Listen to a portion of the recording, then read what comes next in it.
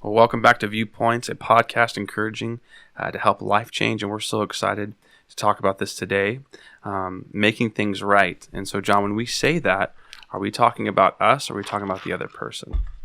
Yeah, we always talk about how we need to be forgiven and how we need to forgive, but we mainly focus in on, I need to forgive somebody. Mm-hmm. And we know it's unhealthy if somebody doesn't forgive. We know you can get bitter. You and I know people that have held on to some hurt for years and years and years, and it's kind of messed them up. But what we don't talk a whole lot about is when we need to be forgiven. Mm-hmm. And so part, I think, of getting unstuck is you've got this. It's kind of like you've got this thing in the history of your life. You got this thing kind of looming over you. And it's still there, and you hadn't dealt with it. Mm-hmm. And so God basically has a plan to deal with it. And I think it really fits the whole idea of the unstuck and, kind of get toward what God wants you to get toward and that sort of thing. Yeah. Do you feel like the initiative or the first step is not admitting, but understanding that there needs to be something that I have to do?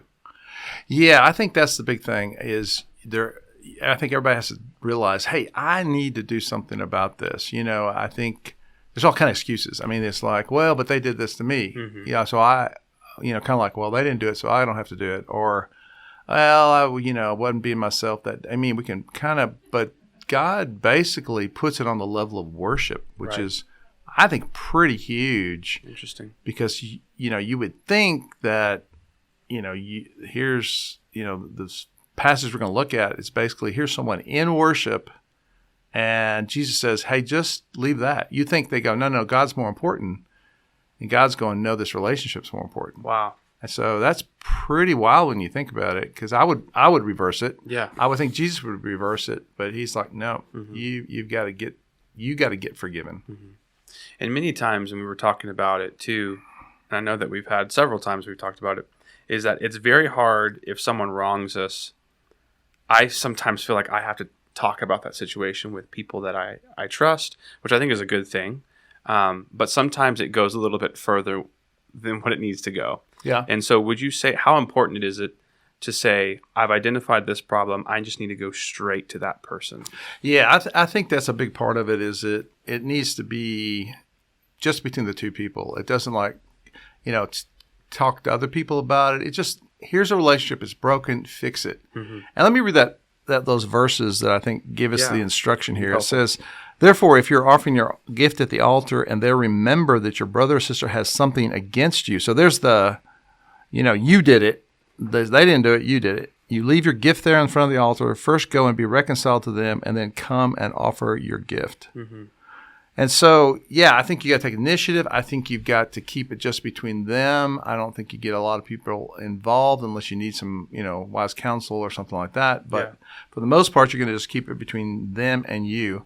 And basically, we need to, conflict's going to happen. I mean, no matter what, any relationship, any marriage, any friendship, any relationships, there's going to be some kind of conflict. And so I think Jesus is pointing us to, don't get stuck in, well, they said it to me 20, I know people that go, I don't talk to my sister. And why? I don't remember. Right. Yeah. Yeah. It's like they don't even remember what was the deal, but that's why you got to deal with it. You keep it, keep it on the fresh level, not on the, old news level where you go, well, that happened so long ago, but deal with it now. Don't let that broken relationship continue at all. And Jesus elevates it. I mean, I'm still kind of amazed about how elevated this is of, you're worshiping God, but I think it makes a lot of sense to go, how can you truly worship God if you've got this lingering issue that you haven't done, at least your part? And that's, I think, another thing about it. So let me ask you that question. Okay. So you do this. So you take an initiative. So you keep it between you and them. You go to them and they go, yeah, you hurt me and I'll never forgive you. Yeah. What do you do then? My initial reaction would just be like, okay, I'm done with that person. But I've had that happen before. Yeah. And I would go to someone that has wise counsel. And I think what happened was they told me to go back again. Yeah. And then I don't know. I can't remember what happened after the second time. But the people in my life encouraged me to try to do it again. But my initial reaction is like, well, forget you, But let me ask you that on the same lines. Is there a certain point where we can go where it is okay to cut some people off? I know that's a loaded question, but because some people will just continue to hurt you. So how do you know the line between this needs to be fixed and it's actually probably good that they're out of my life? Well, I think, okay, and again, see, but you just drifted to the other side of it, and that's what's so easy for us to do is, okay, but we've hurt them. Right. Well, they may be trying to hurt us back. That that's may be what you were really saying is, they may be trying to hurt us back, and kind of like we need to go, hey, I did it. Why would I not? Right. It's kind of, I don't know how to, okay, so there's a story that explains this a little bit that I like, and I talked about in the sermon a little bit. But a story about a mom, a little bit of a goofy story, but this mom had a 7-year-old and a baby, and they were in the other room. All of a sudden, she hears a scream, and she goes, "What's going on? What's going on?" Little boy comes in and goes, "Well, the baby pulled my hair, hurt." And the mom goes, "Oh, the baby doesn't understand how much it hurts. Basically, get back in there." He goes back in the room about 10 seconds later, huge scream, but it's the baby this time. And she goes, "What did you do?" And the little boy goes, "Well, Mom, the baby now knows how it feels." And we know how it feels, but we don't really necessarily always realize how it's felt to them, what we did to them. Right. If that makes sense. Yeah. So you're right. Somebody could. So you're saying revenge is good? No, I'm just saying we tend to go with how it hurt me, not, oh, did I hurt you? Why did I hurt you? I mean, it's like, we're all, we tend to always be about ourselves and our own hurts. But the big deal is, all right, so it's kind of going, well, I could have really hurt them, and they don't respond well. Then you've got to, I think, have a boundary. Yeah, you go. You've done what you're supposed to do. I mean, that's a command. Yeah. If you remember somebody's got something against me, I hurt this person, I haven't made it right. You're supposed to drop everything and go. Even this example of worship, but I think it's this idea of, okay, go make it right. If they go, I don't care. No, you hurt me. I don't ever want to talk to you again. You've done your part at that point, and then you can kind of, okay, we probably got to have boundaries in place at that point. Okay. But I think it's got to be though, man. It's if you start thinking about who have I hurt, who have I, I mean, there's times, and sometimes I respond in a really bad way. Like I hurt somebody, and I go, "Well, why did that hurt you? That shouldn't hurt you." Kind of like whatever. Yeah. But again, that's the kind of like pulling the hair thing of like, well, you don't realize it till you're on the other end of it. I like what you said. Yeah, you talked about boundaries too, which is important for the listener to understand, because a lot of times they don't know how to diagnose the situation, I guess is the best word for it. Yeah.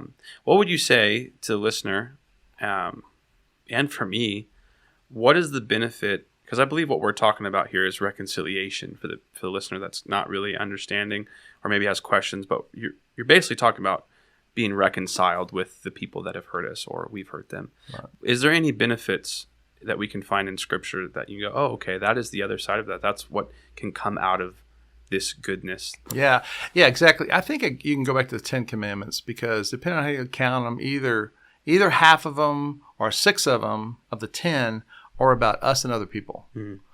So obviously, God's going to say, here's 10 big things. 5 or 6 of those are just about us. And so I think relationships are always going to be, if we're going to show God's love, that means we're going to have to always be trying to reconcile and making amends in a relationship. Mm-hmm. Getting that back right. Some people I've had big conflicts with, I've had a lot of that, but a lot of times they end up being one of my best friends. Right. But it could have turned in a totally different way also. Mm-hmm. And I think it also affects us spiritually with God. And that's really Jesus' point is, you're in church, you're singing the songs, you're hearing the Bible, but what's really happening if you've got this thing where you've hurt somebody and you just let it go and you kind of blew it off and you're like, I don't care. They Right. need to deal with it. Yeah, I probably was a little bit wrong. They're too sensitive. I mean, we have all kind of things we say, but if we really did do something, it's legit, then we've really got to make it right because it affects us and God, and then it also can bring and heal a relationship, which is huge, which is big. Absolutely. Yeah. What would you say the bottom line is to the subject? Well, I think the bottom line is this, that, life, somebody said this a long time ago, and it was that I just remember it. It said, life is relationships. Mm-hmm. It's us and God, us and our family, us and our friends, us and our coworkers, us and whoever. It's all about relationships. And I think Jesus is elevating that here and going, look, worship, important, big, you and God, big. Relationships are bigger. Mm-hmm. I'm like, whoa, okay, that's wild. That's wild. That's and good. You can't have. In fact, you can't have the worship you need to have. You're not walking in the Spirit mainly because you're not showing you love or forgiveness, or you're not willing to say and apologize. Right, which is a pride issue. Sometimes it's like I don't want to go there because I don't think I did anything. Well, maybe you did. Maybe I did. That kind of thing. Absolutely. Well, Pastor John, thank you so much. And again, throughout this sermon series and this month, we're really pushing groups. And I would just say to the listener, if you're listening and you've been coming on Sunday morning and you want to get involved, a group is a wonderful way to walk this out, what we're talking about. And so, John, thank you so much again for helping us through this subject. And to the listener, God bless, and we hope to see you next time.